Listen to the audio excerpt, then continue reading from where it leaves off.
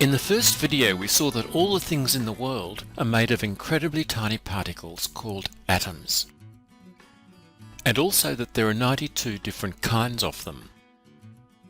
Most things have more than one kind of atom in them, but this nugget of pure gold contains only gold atoms.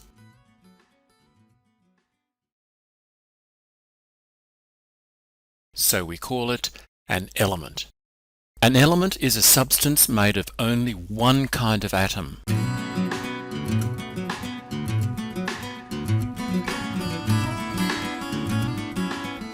Zooming back out, we see that the gold atoms become a lump of gold again.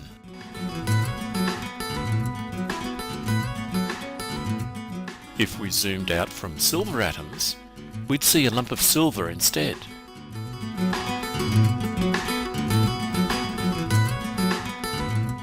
Because there are 92 kinds of atoms, there must be 92 elements too, one for each kind.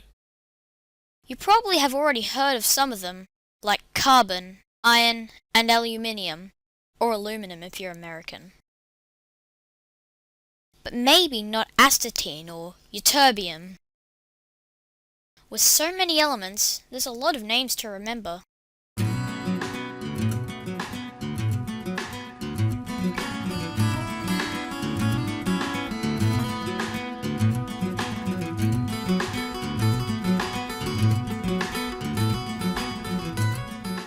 Fortunately, there's a list showing all the elements. It starts with the element with the lightest atoms, hydrogen, and goes to the element with the heaviest atoms, uranium. This list is called the periodic table. How about grabbing your own copy now and check it as you watch the video? The lightest element, hydrogen, is at the top left-hand side of the table. Each element can be written with a shorthand using one or two letters called its symbol, which is capital H for hydrogen, not surprisingly. Each element also has its own number, showing its place in this list, called its atomic number. Hydrogen is the lightest element, so its atomic number is 1. Zooming into helium at the top right, we can see that its symbol is He, big H, little e, to make it a bit different to hydrogen's. And its atomic number is 2, being the second lightest element. The third lightest element is lithium, so it has an atomic number of 3. Where's lithium? It starts the next row. This row goes up to atomic number 10 before another row is started. How many rows are there? 1, 2, 3, 4, 5, 6, 7. The periodic table has 7 horizontal rows. What about these rows down below, called the lanthanides and actinides? Well, they really belong to rows 6 and 7 and should slot into these spaces. The lanthanides are elements 57 to 71 and the actinides are elements 89 to 103. To slot them in, we have to make the periodic table wider. This full table is more accurate, and some versions are printed this way. This layout also makes it easier to see how many elements are in each row. 2 in the first row, 8 in the second, 8 in the third, 18 in the fourth, 18 also in the fifth, 32 in the sixth, 32 in the seventh. Altogether, there are 118 elements.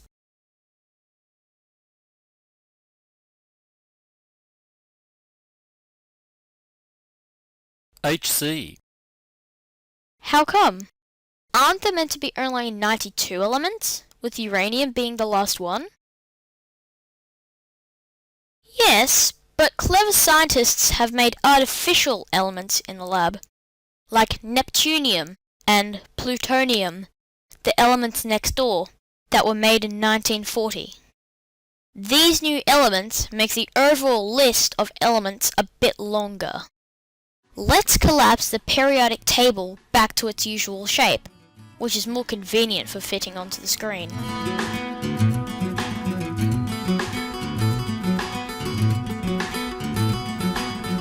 You can see that the periodic table is also arranged in vertical columns, which scientists call groups. How many groups are there? 1, 2, 3, 4, 5, 6, 7, 8, 9, 10, 11, 18. 18 vertical groups. The key point about groups is that they contain elements that are similar to each other, like members of a family.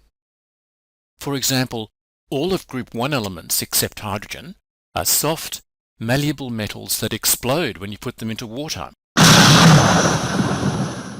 Some groups even have family names. Group 1 elements are called the alkali metals.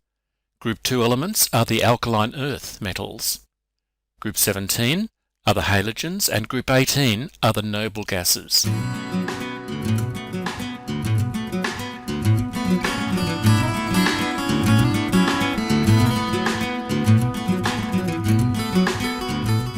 Now you're ready to read the periodic table. What is the name of the element with atomic number 30?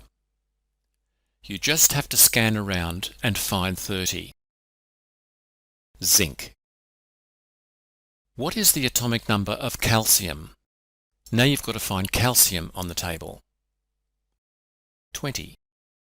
Which row is sulfur in? The third row. Choose any element in the fifth row. There are a lot of possible answers for this. Could be strontium, tin, iodine. You choose. Which group is chlorine in? Group 17. Choose an element in group 15. Could be nitrogen or arsenic or any of the others. Your choice. But what if you were asked which element is in row 5 and group 2? There can only be one answer: strontium. Each element has its own unique combination of row and group.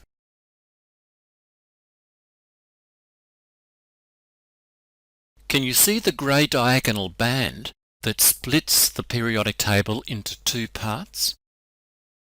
This divides the elements into metals on the left and non-metals on the right.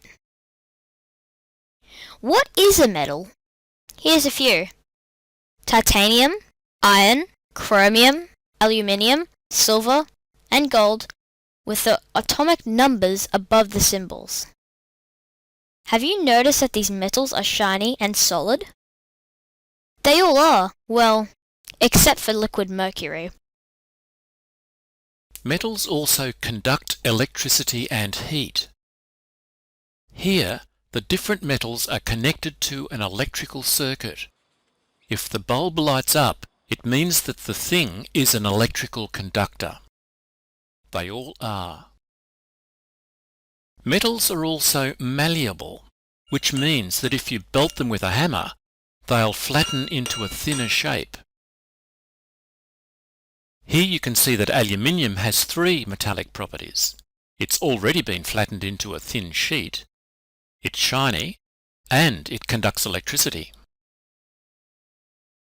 We looked at aluminium, titanium, chromium, iron, silver and gold, all to the left of the diagonal, and saw that they all have metallic properties. What about nonmetals to the right-hand side of the diagonal? They're the opposite. Most nonmetal elements are liquids or gases, but there are a few solids, and these can be more easily tested.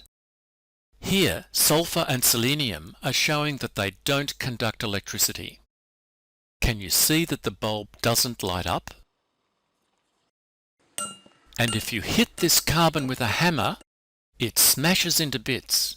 This is called being brittle. It's the opposite of being malleable.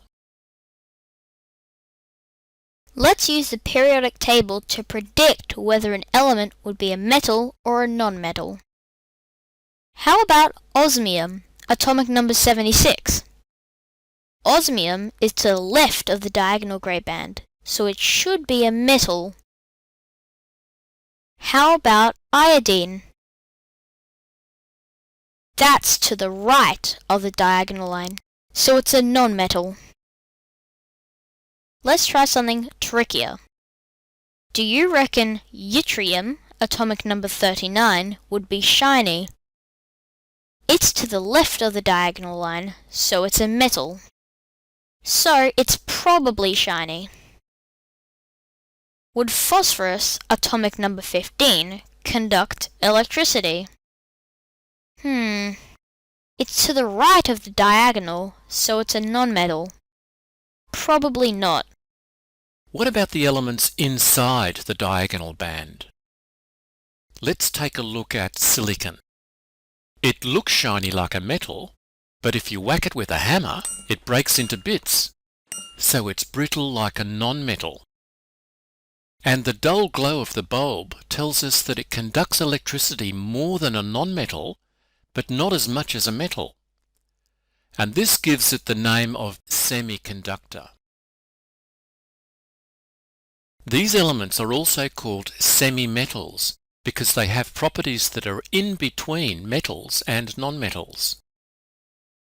Are they more metal or non-metal elements? Metals!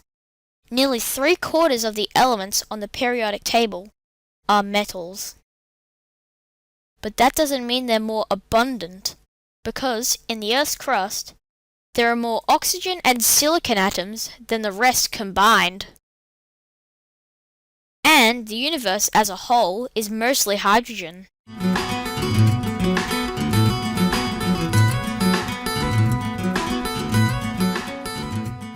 In fact, hydrogen is special in lots of ways.